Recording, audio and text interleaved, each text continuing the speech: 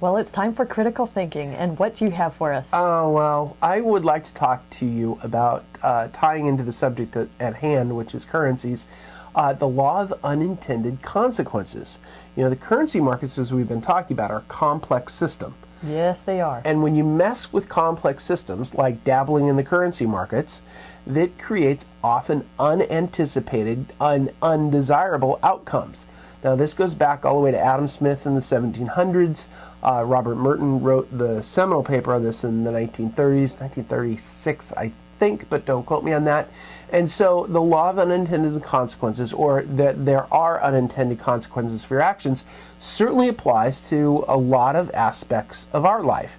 For example, many people go out and take student loans out, and they pursue very high-paying careers and very specific careers. For example, taking a loan out for medical school and spending numerous years and time and energy and getting deep in debt to become a doctor is great. You better be a doctor to pay off that bill. But you're exactly right. If you change your mind, then you're in trouble. That's right. So the unintended consequence of that is you have a limitation on the work that you can actually do because you owe all this in student loans.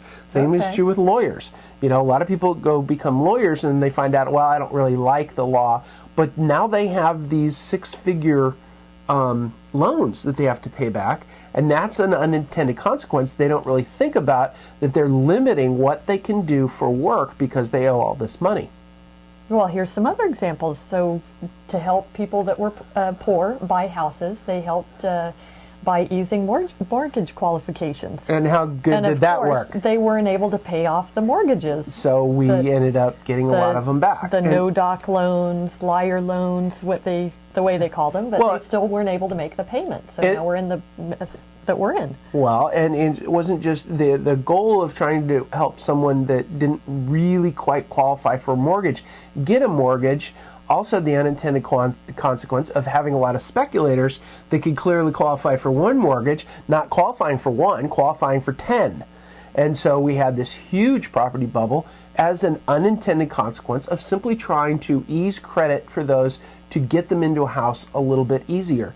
So unintended consequences, we see them in the markets all the time. We also see them in our lives. You know, one of the unintended consequences of buying a house is you are now unflexible in your employment.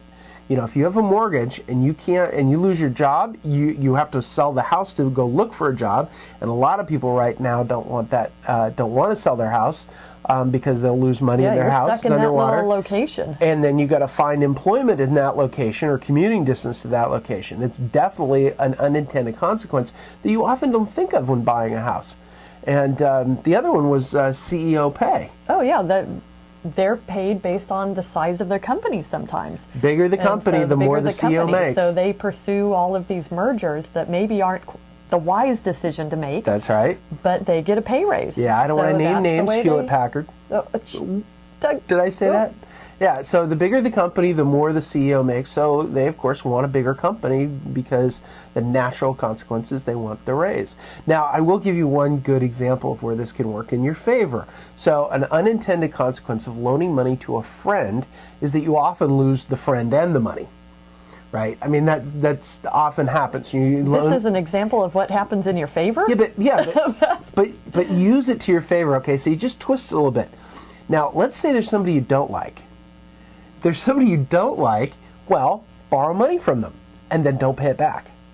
You'll never talk to them again. They'll never talk to you again. So if there's somebody in your life you don't want to be in your life, it's real simple. Borrow money from them and don't pay them back.